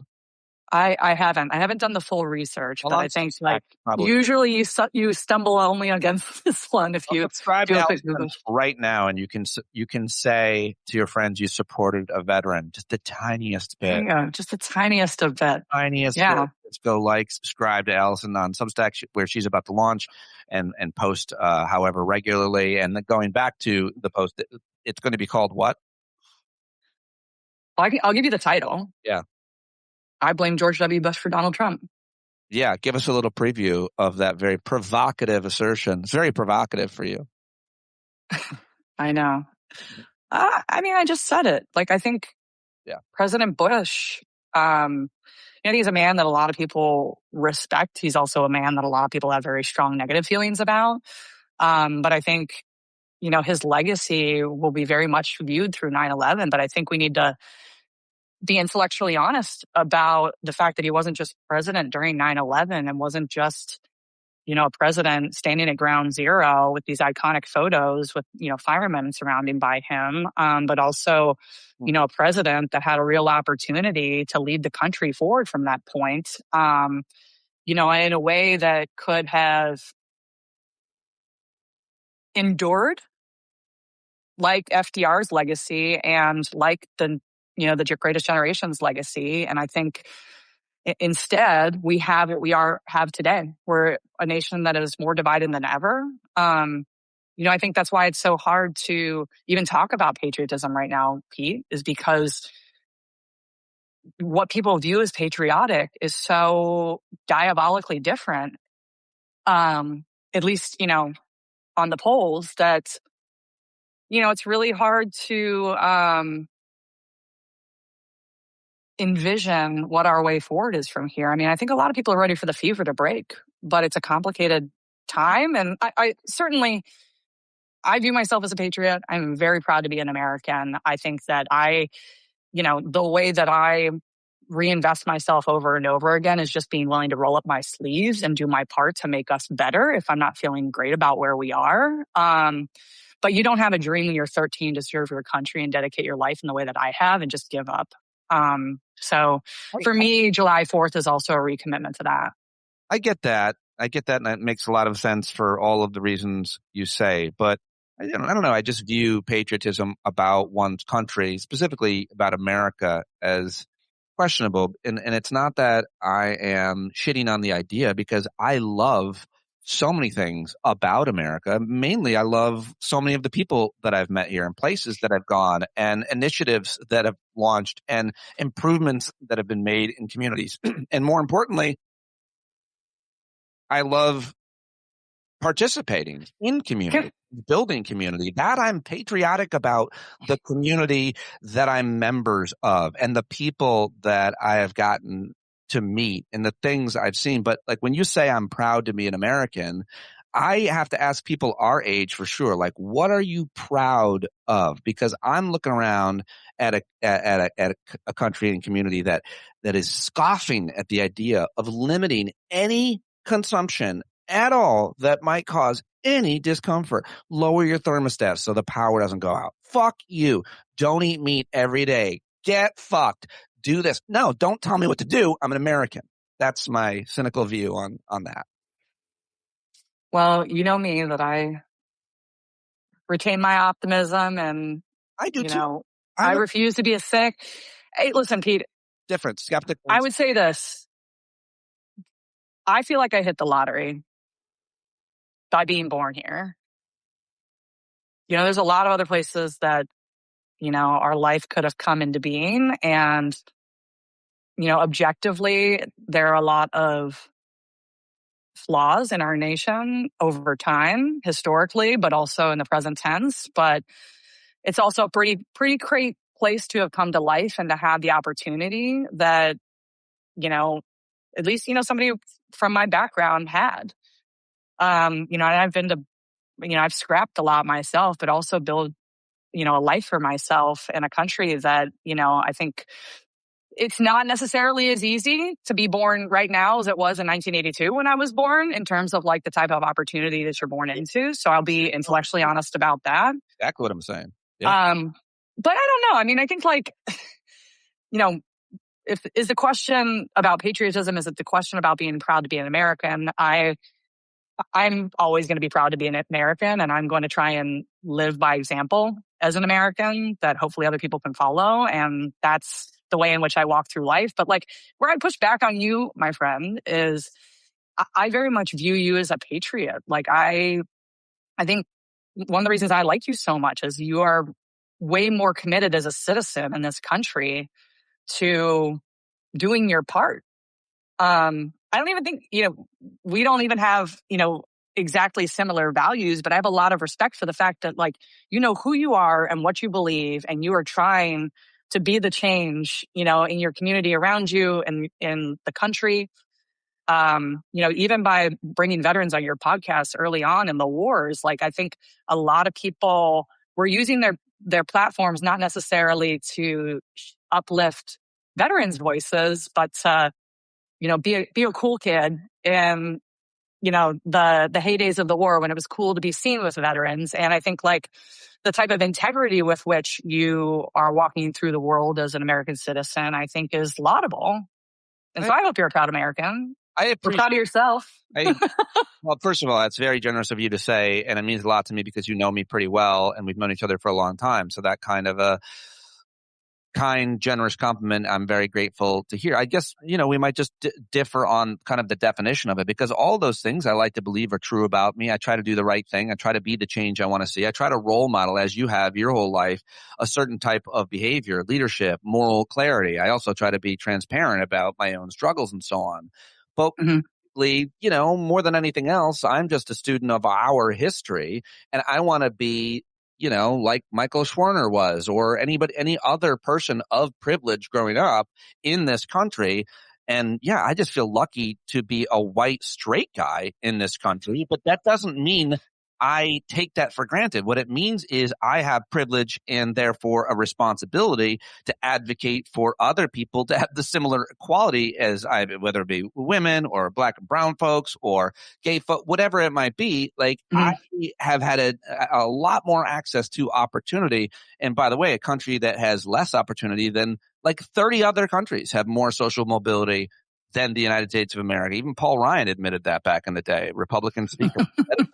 And that's just true. So I think that opportunity has become less accessible for a lot of folks over our lifetimes in this country. But we can keep talking about this if you want. There are a couple other specific things I want to ask you about, but go ahead. Let's go for it. Let's do it. All right. Well, let's just take a look at, Washington, D.C. Just give us you're on the ground there visiting, I think, but you spent a lot of time in Washington. What's it like there despite the heat dome? Have you been to the fair? What is the feeling in DC? Is there a lot of tourists? Are they expecting big crowds? And I heard they're suggesting you wear an N95 mask because they're going to launch so many fireworks. By the way, I hate fireworks because I love dogs and animals and bees for that reason alone. Plus they're pollutants. But what are your thoughts on what is the feeling in DC right now? Well, the vibe amongst many who I know is they're either have already gotten out of town right, or staying away from the celebration. I think the fair is something that not only I don't have a desire to go to, I've heard it's underwhelming, but like I also live in a state where we decided to opt out of participation there. So there's no real reason or motivation for me to go visit that. Why did several states opted out of participation in this? Why? Because it became a MAGA Trump political thing, and is that why? I don't know that I can say specifically, but whatever terms I think of agreement to just participate just didn't work out weren't of interest for a number of states across the country, and so they decided not to participate. Maybe they they don't like vanilla ice. I don't know what the terms were that they didn't like, and I think our governor, I'll say, I think opted out in a very apolitical way. It was just like, we're not going to, there was not a protest. I don't think he was trying to make a point. It was just that, this doesn't work for us. But otherwise, like you and I were mentioning this before, like there have been flyover practices for the last couple of days. if you look on the internet, you can actually find, it's not just one flyover tomorrow, it's a number of flyovers. It's going to go like all day, I feel. That are happening. So dogs are probably going to be going crazy all day long tomorrow. Yeah. And then the fireworks aren't even scheduled to start until I think like 11 or 11:30. So honestly, I hope people are taking a lot of water to the mall because it's going to be hot. And if you have to go out there at 5:00 to wait for the president to speak after 9:00, to wait for fireworks at 11:30, there's a lot of, in the military, you'd say fallout risks. Like, I feel like it's a big fallout risk that by the time the fireworks are going off, that we could have like a lot of people in ambulances getting IVs. It's likely to happen because a lot of the people I think that are going are just like brainwashed sycophants that want it, and they're not thinking about it. I mean, they're going to be pretty thirsty and bored. And, how sad is it that this 250th celebration, which was being organized by a nonpartisan coalition of leaders and organizations to celebrate all kinds of things about America, has been completely hijacked by the madman in charge. And he's going to give a disgusting speech that will not unify or celebrate or commemorate anything good, and just remind us that we have the worst person ever as our leader, right? I mean, is that how you see it, or do you see it differently? What has happened and what is going to happen here? I mean, that is the real shame of this year's July 4th, is it should be a massive celebration that all of us should want to celebrate. And I think like there are some people who will 100%, be all for the celebration. Sadly, I think that there will be many Americans who are just indifferent. And then there are those of us who care deeply about our country, but are feeling so much heartache these days that it's, very disappointing to not be able to celebrate in the way that we want to right now. And honestly, and I write this in the piece that I'm posting tomorrow too, I think we have a lot of other leaders to be disappointed in right now too, and not just the one who's in the White House. And that's weighing heavy on me as well. And I think it has on a lot of Americans over the last, 18 months or so of the current administration. Is like, I think we wish we had other leaders who are helping us through this moment in a way that I think are sorely lacking still. We had, if there was any courage, at least in the Republican Party, we would have seen it post January 6th. And I think a lot about that day when I think about America's 250th, and as you're going to be writing about the last 25 years. That is an inception point that you can't forget about. Like, never forget is a phrase used to remember horrific things, genocides, terrorist attacks, and I would put that in the category of terrorist attack, January 6th, insurrection, whatever you want to call it. And I think a lot about that. And Republicans could have impeached him for that, and they didn't. And it would have meant he never could have run again. The least they could do is prevent him from running again and destroying this country in ways that we've never seen. One of the things I was proud of, I used to say all the time about America was, well, if we are the richest country in the world, we at least should have a robust foreign aid. And I was always supportive and always, pushing for a lot more and better foreign aid, less corrupt foreign aid. But USAID being cut, that gave me one more thing to be ashamed of. It's shameful that foreign aid and USAID is cut. And it's more shameful that Americans are against it, that they think, giving money to poor countries, some of which we have responsibility for their poverty, maybe more, is not patriotic. Well, it actually harms our national security. Oh, better than making friends with countries as opposed to like 9/11 happened because they fucking hated us. It might not have happened if we were doing better things in those areas, one could argue. Well, or if you were interviewing a special operator, which I was not on this podcast right now, they might be able to share stories with you about how they relied on USAID partners to do their special ops on the ground. Interesting. I'm not familiar with how USAID partnered with special forces necessarily. I mean, that's the State Department working with the Defense Department, I guess.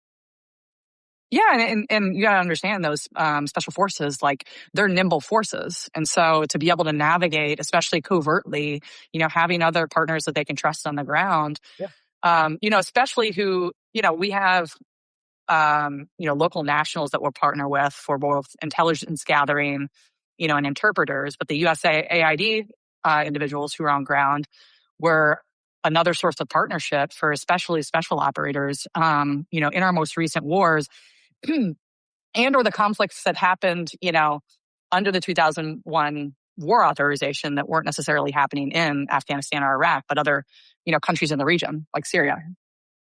Two other things that I've used to be proud of in America and thought were great, and have been destroyed by this administration were the CDC, which was the gold standard for the world on health and infectious disease is one. And the other thing that I think that we did a pretty good job of around the world is escaping me because I can't even remember it right now. Because I'm so mad about what has happened to election security. That's what it was. Like, we had the best elections. We had great election security. We didn't have election interference. We didn't have corrupt elections where votes were, like things we saw in Banana Republic. So election security and the CDC were two other things I think America did pretty well and have been destroyed. And this president and his supporters have created doubt around elections and demonized immigrants in a way.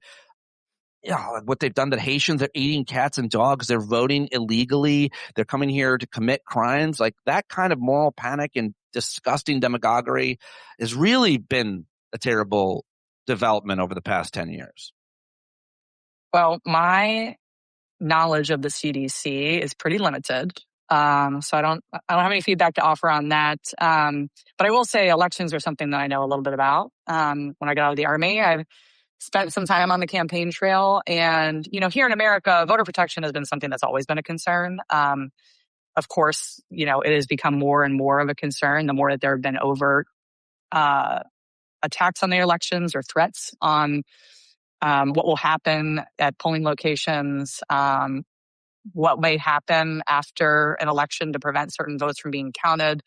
There's a very high-profile case of election denialism in North Carolina, a Supreme Court race that wasn't even litigated until the spring of 2025. That was an election that was voted on in the November 2024 election. This is a good example of that, where, also military overseas ballots were being threatened to not be counted as a part of all of that. At the end of the day, the candidate that rightfully won that election did prevail, but we shouldn't have to fight to prove what votes do and don't count for 6 months after an election. And, something I'd say that I've reflected on a lot as this debate has unfolded is, based on my own lived experience, my first deployment was in Iraq from 2004 through 2005. I was there during the first democratic election of the Iraqi people after, many, many, many years. I think, many of your listeners probably remember the front page news stories back here at home of the Iraqis holding up their fingers with ink on them. And that's an instance of the U.S. government going to extreme lengths to protect another people's right to vote, putting actual, U.S. service members at polling places to make sure they're protected from any enemy combatants who would have wanted to not just take their lives, but, imperil their ability to vote or intimidate them from exercising their right to vote. And that is something that, honestly, for those of us who served in a very complicated war, is something that I hold close to my heart. Because I would never take that away from anybody who served in that war, who helped create security and a pathway to some kind of democracy and some kind of election security where they could vote for the first time for their leaders, money in their lifetime. But obviously, you never should have been there, and it was never our job to do that. And if we want to do that, we should do it in all over the world. And if that's what you believe, let's have a national service that's mandatory for people to serve if that's the goal that we're doing to spread democracy around the world. But it is nuanced and complicated. But I certainly can see someone that was there protecting those elections has a pretty intimate view of democracy and how important it is to those who haven't had it.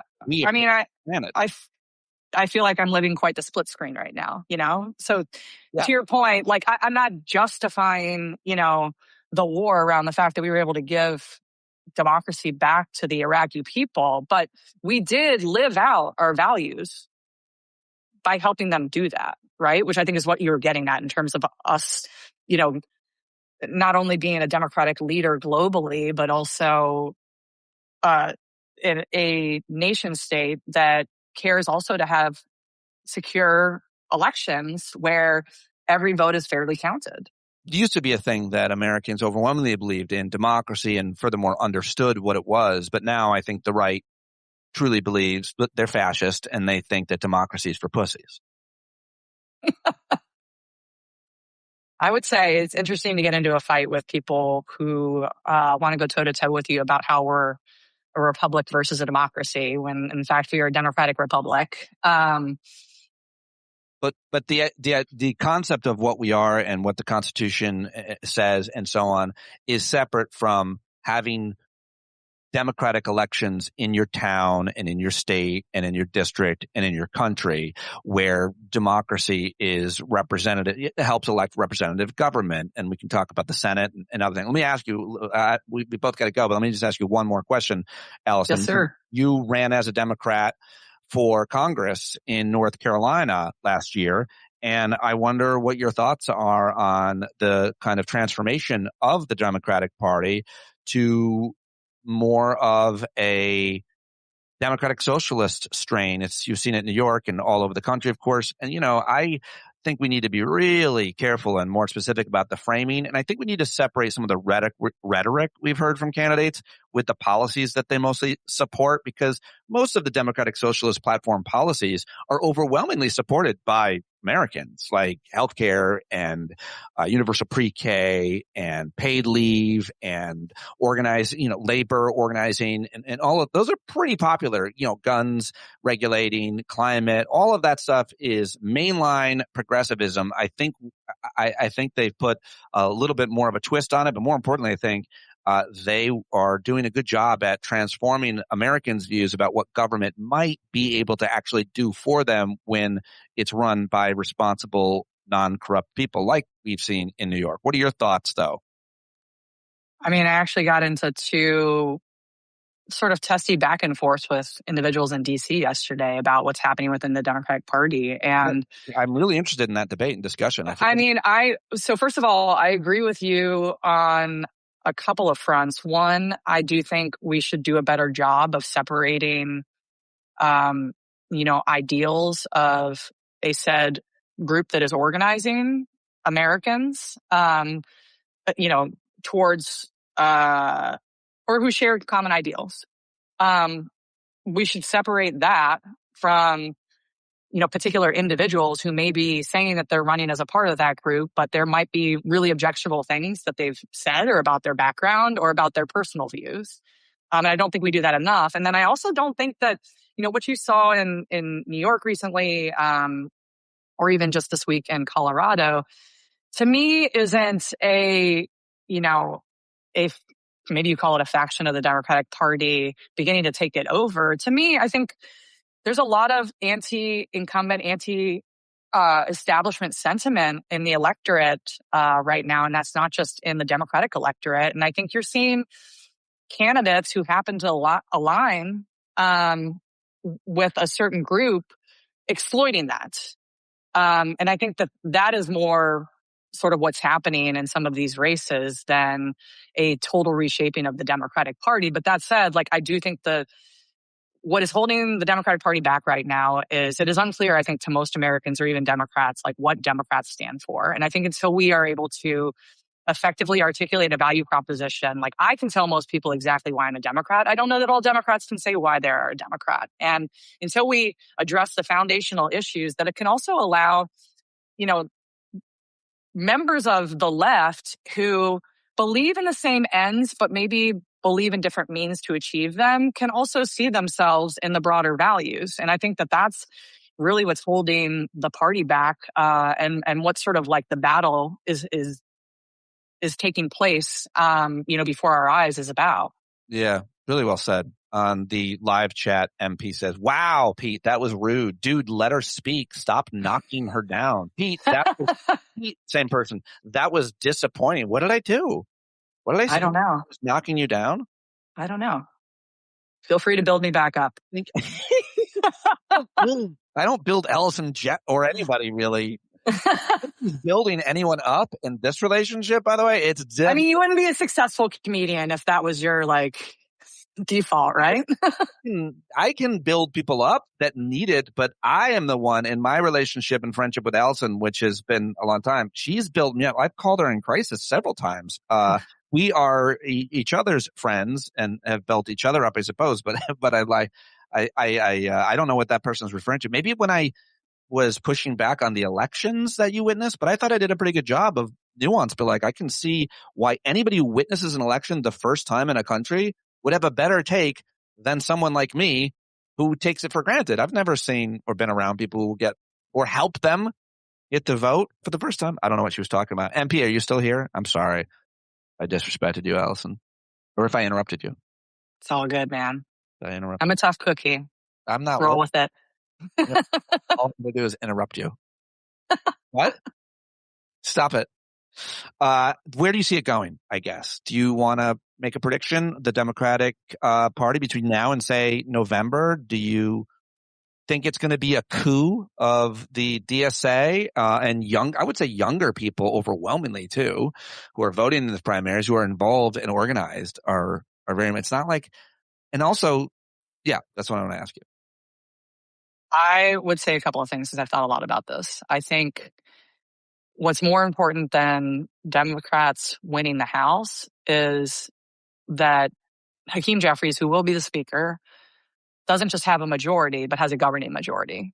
If he has a majority that is hard to manage, then Democrats are not going to be able to be the effective check on the administration that everyone is hoping that they will be after, the torment of the first 2 years of his administration, right?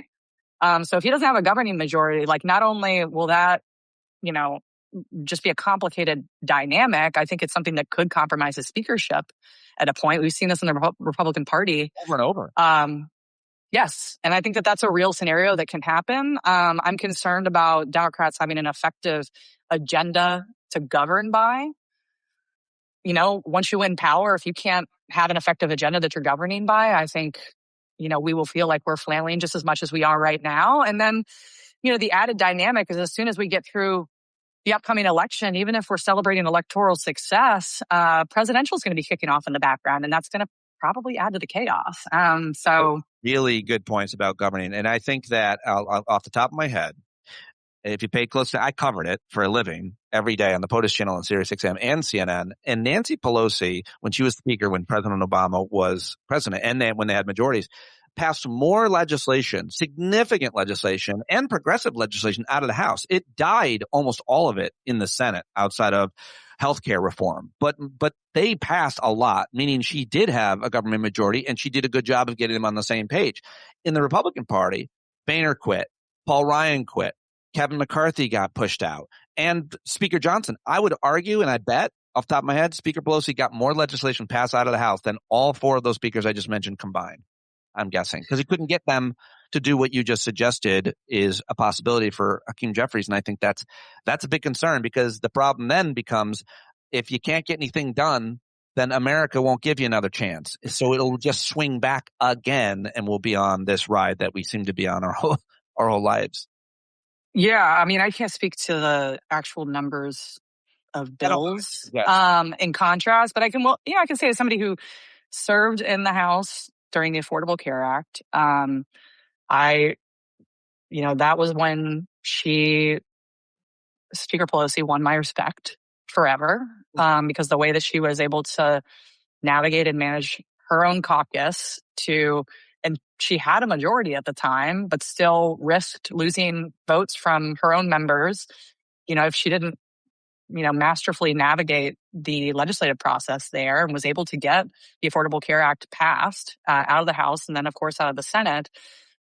Similarly, after, the 2018 election, when she had a bunch of rabble-rousers in the caucus that could have caused her problems, I think she was very deft at making them feel heard. We won back the majority again. And of course, like when you have the majority is when you can get things done. And of course she wanted to, but she first had to, make sure that the, young AOCs of the world felt heard and included as a part of, her agenda and the legislative process there. Otherwise, she could have very easily, lost votes that she would have also needed and or support or had, be working against them when she, was able to find out a way to work with them. And it'll be a real test of Hakeem Jeffries' leadership if he is able to do the same. He'll have to do it in some way, shape, or form. It's just about how challenging it'll be based on, how the election goes. Yeah. Really great analysis from someone who knows. Thank you, Allison. I so appreciate you. She is a Army veteran captain, I believe. She was leader of the premier veterans organization, IAVA.org. She ran for Congress. She's launching a Substack tomorrow on July 4th. So subscribe right now while you're here, if you're watching and if you're listening, to Allison Jaslow on Substack, where it's all at. And happy July 4th, I hope. Get your N95 mask and your earphones.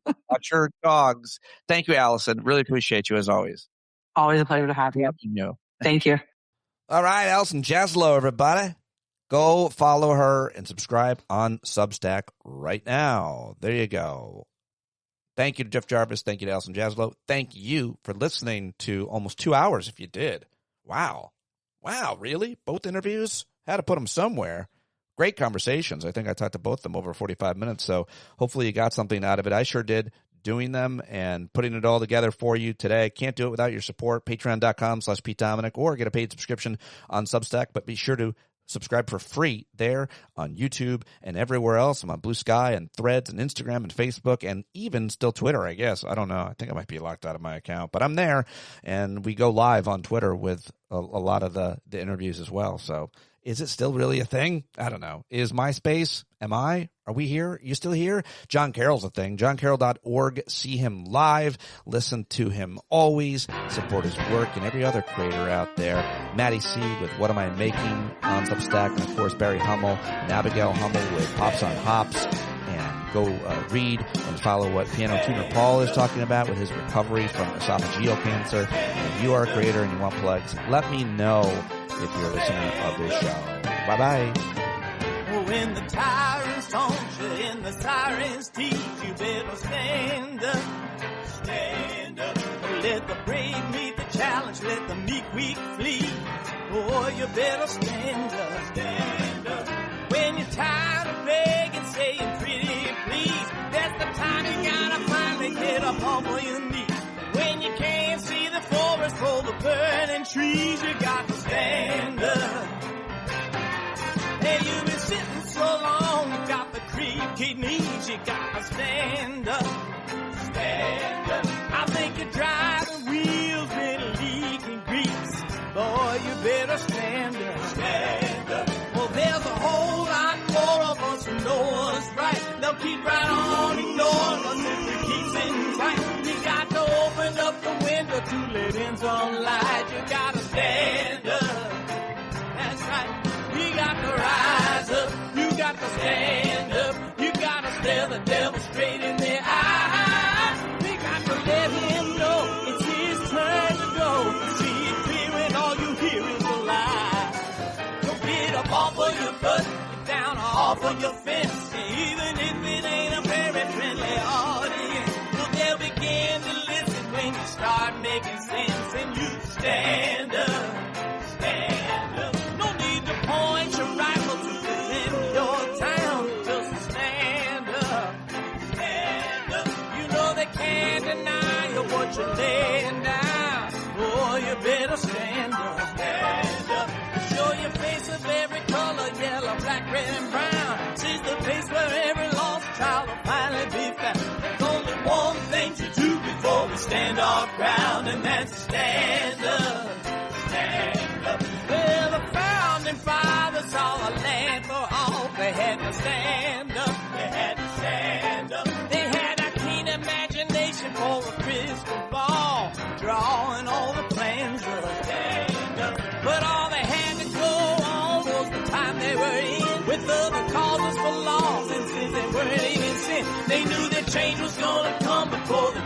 begin, they had to stand up. All right, they had to stand up. We got to stand up. We got to look the devil square in the eye. We gotta let him know it is the time to go, to make it clear when all we hear is a lie. Why you lying awake wondering where the money all went? It'll be the cost of freedom that'll go unspent. You can see him flee the scene of that experiment if you stand up. Alright, we got to speak up, we got to reach up and raise your voice in every way you know how. Don't be toes up, you got to show up. Ain't no better time to do it but now. No need to pledge allegiance to no wanton tribe. Rise up, show obedience to the voice inside, and listen well and hear